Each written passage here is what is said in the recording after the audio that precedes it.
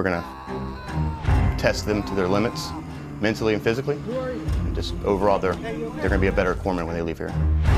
What up? I get that! Come on! Jungle is just super hot, humid, gross, sweaty.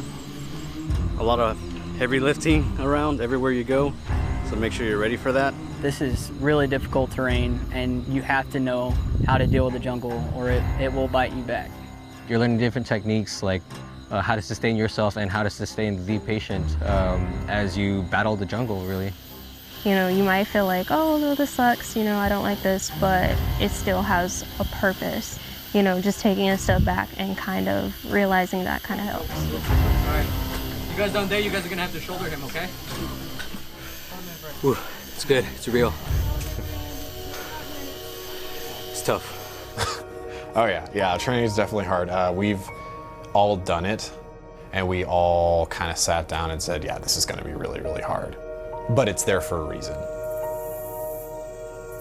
We're starting out with basic infantry skills that would correlate with medical skills.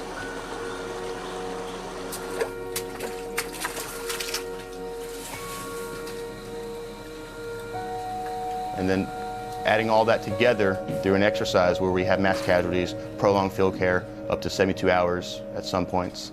It really is go, go, go, and it's stressful, and we are at that point testing them.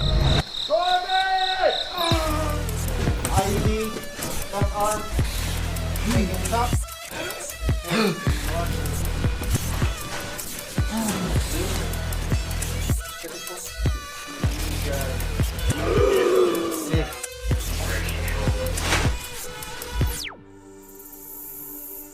As corpsmen, we're going to go where the Marines go. Whether that's the jungle, the desert, we're going to be there with them. So just because we're not in the infantry or Marines, we still need to learn how to track. We still need to land nav because we might be that person that needs to do it. They can look to you and know that you've been through this before and know that, you know, if I need you to get on the comms or get on the weapon or rappel, that you're going to be capable of doing that. And I don't have to do a hip pocket training, if you will, right here on the spot while we're under fire.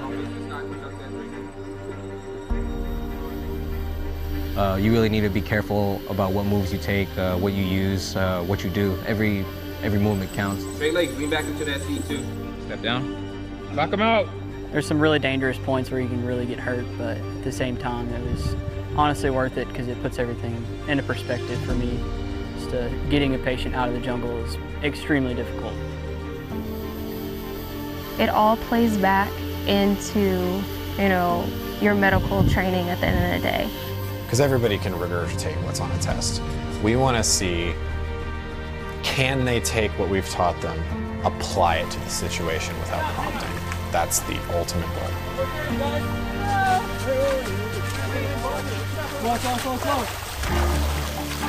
We really took a step back and said that the jungle has to be the emphasis.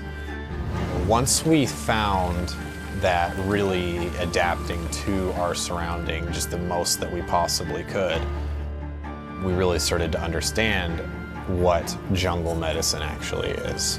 For the last 20 years, our focus has been primarily on desert warfare. So that's, you know, where everything has shifted over the last 2 decades. So now is the great time to start building up our foundation for that new set of corporate knowledge, to take everything in the history and, you know, incorporate that into our, you know, our modern medicine, our modern techniques and equipment, to kind of, you know, find that mesh between the two and, you know, see where that takes us, you know, in the next 20 years.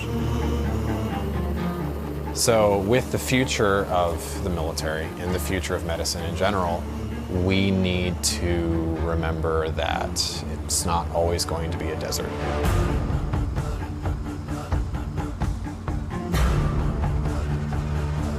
And even in countries that have deserts, there are also areas of subtropical rainforests.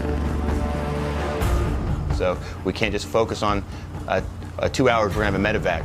We may have to sit on a patient for a day or two, maybe 3. And so it's very vital, especially in an atmosphere like this and the terrain. You just never know when and where you can get something.